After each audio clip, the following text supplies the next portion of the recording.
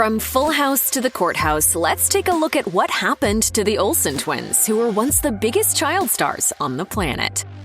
Plenty of kids aspire to be actors, and even more of them dream of being famous, but Mary-Kate and Ashley Olsen weren't old enough to want anything other than a bottle or a nap when they became incredibly famous actors. The twins were just 6 months old at the time they were cast in the pilot for Full House, and only 9 months old when they began sharing the role of Michelle Tanner. Mary-Kate and Ashley's parents, Dave and Jarni, took their daughters to an open casting where they caught the attention of series creator Jeff Franklin, who noticed that the Olsen babies were unusually comfortable around strangers. They got the part, and to stay on the right side of California's child labor laws, Mary-Kate and Ashley took turns working in front of the camera long before they were aware of the fact that they had a job. Michelle Tanner quickly became the breakout star of Full House, which reportedly caused tension among the rest of the cast. In the 1980s and 1990s, when the show aired, the press and public were often less considerate in their treatment of child stars. In a 1991 profile for The Washington Post, as an example, Jay Matthews wrote that he and his family were enamored with the Olsen twins, despite the fact that they had, quote, little acting talent. Mary-Kate has since compared her childhood experiences to that of a performing monkey. She told Marie Claire, "I would never wish my upbringing on anyone." Mary-Kate and Ashley Olsen never knew life as anything but pint-sized celebrities. They grew up on the set of Full House, which ran for 8 seasons from 1987 to 1995. In fact, they were barely 9 years old when the series that had made them household names came to an end. While the conclusion of Full House would have been sad enough, it also coincided with the dissolution of their parents' marriage. News broke in February of 1996 that Dave and Jarni Olsen, who had also been co-managing their twin daughters' business interests, had divorced. Some tabloids blamed the stress of running what had become the Olsens' multi-million-dollar empire. The truth was a story more common than extreme stage parenting. The twins' father had begun a romantic relationship with a woman named Mackenzie, who he'd worked with before he left the mortgage industry for Hollywood. Dave married Mackenzie only a month after his split from Jarni became public knowledge. Reportedly, Ashley skipped the ceremony to be by her mother's side, while Mary-Kate was present for her father's second wedding. The divorce didn't seem to drive a wedge between the sisters' relationship, but it did divide the family, perhaps more so than Dave let on. Jarni declined to comment. You got it, dude.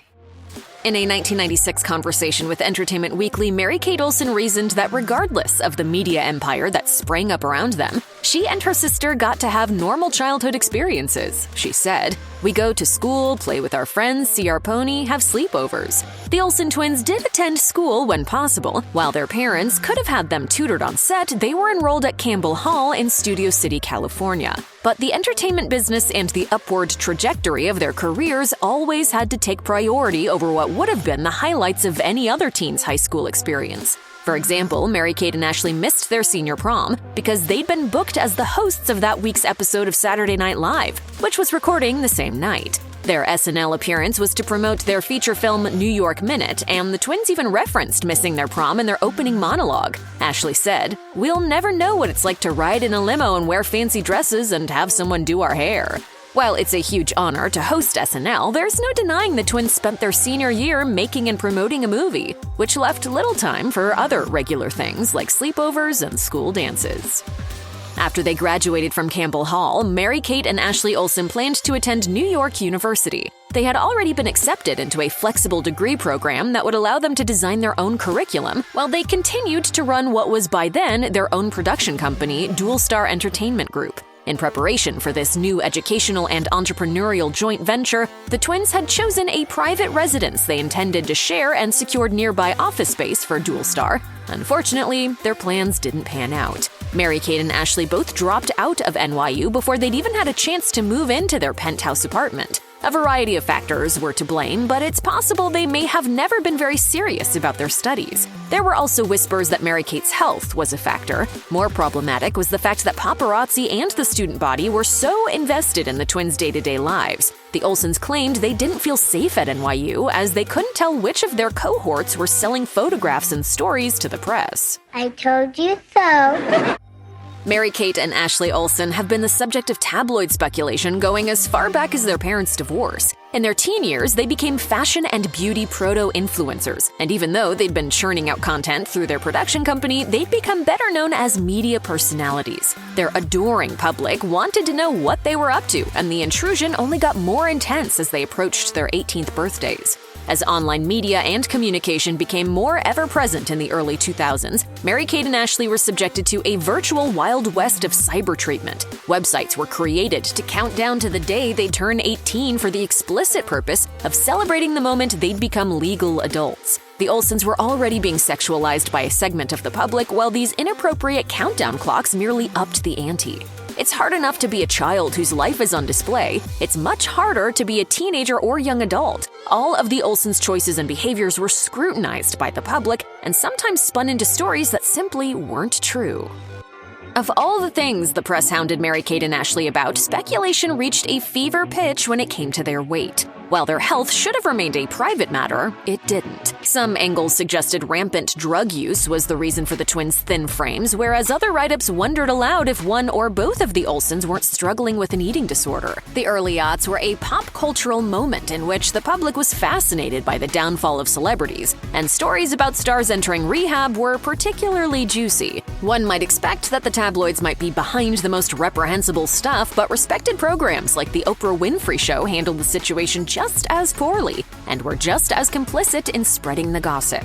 In a 2004 interview with Oprah, Mary-Kate and Ashley tried to politely dance around the topic, but the host wouldn't let it go. She brought up rumors about possible eating disorders and even asked the girls what size they were on national television. Shortly after the episode aired, Mary-Kate entered a rehabilitation facility for treatment of anorexia nervosa, which itself became sensationalized front-page news at a time when the star in question needed help and support. As we got older, we've always, known that no is a full sentence.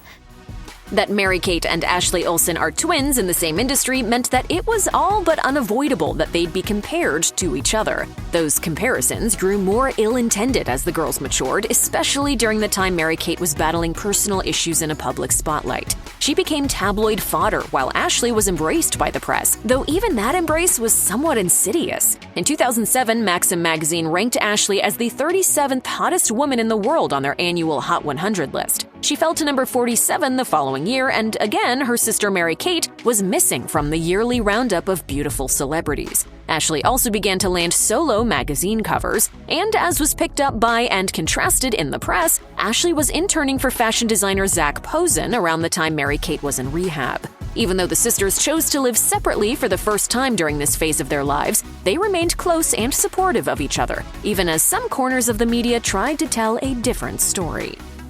Mary-Kate and Ashley Olsen didn't have any say in their careers as child actors. That path was chosen for them by their parents and the production team behind Full House. They did, however, exhibit more agency as their careers evolved. Once they outgrew the kind of just-for-kids projects that had been their trademark, they tried their hand at more broad-based and family-friendly fare with 2004's New York Minute. Alas, the horribly reviewed movie would be the last time the twins would share the screen together, as well as the last time they'd headline a film or TV series. Ashley had an unnamed role in the largely forgotten 2008 comedy The Jerk Theory, and then largely called it quits on her acting career to focus on her passion for fashion. Mary-Kate lasted a while longer. She appeared in Factory Girl, The Whackness, and Beastly, and she had an 8-episode run on the Showtime series Weeds. Their younger sibling, Elizabeth Olsen, has gone on to have the superior body of work, starring as Wanda Maximoff in the Marvel Cinematic Universe and receiving acclaim for her performances in films like Martha Marcy May Marlene and His Three Daughters. The Olsen twins briefly flirted with the idea of returning to the role that put them on the map when Full House was set to reboot as Fuller House, but the pair ultimately chose to pass on the opportunity, citing their many years away from the camera and their thriving design business as justification. Well, Michelle sends her love, but she's busy in New York running her fashion empire.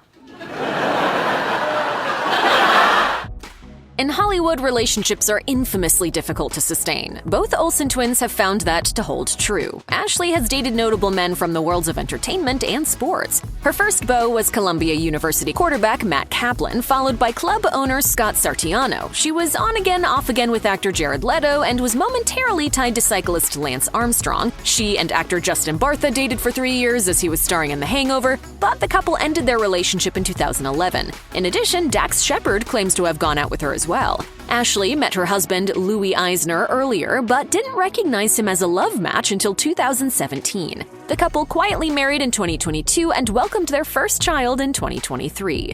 As in other areas of their lives, Mary-Kate's romantic experiences have been more tabloid-worthy and tragic. She was rumored to have been dating actor Heath Ledger after his breakup with the actor and mother of his child, Michelle Williams. When Ledger died of an overdose in 2008, the woman who found the body contacted Mary-Kate first. Mary-Kate has repeatedly declined to comment about Ledger's death. She'd later marry French banker and brother of the former French president, Olivier Sarkozy, who was nearly 20 years her senior. They divorced in 2020 when he invited his ex-wife to move in with them during the pandemic.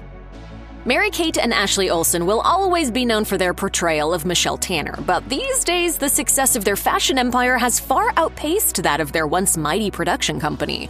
When it comes to their clothing brands, the Olsens have been commended for signing on a pledge to guarantee their factory workers maternity leave, but they got themselves into hot water over at Dual Star Entertainment. In 2015, 40 former and present interns sued the Olsens and their company for wage theft. In a class action lawsuit, they claimed that even though they'd been hired as interns, they were putting in upwards of 50 hours a week and doing the same tasks as paid employees. The case was settled out of court in 2017, and Mary-Kate and Ashley were forced to cough up $140,000 in back pay to be divided amongst the 185 interns.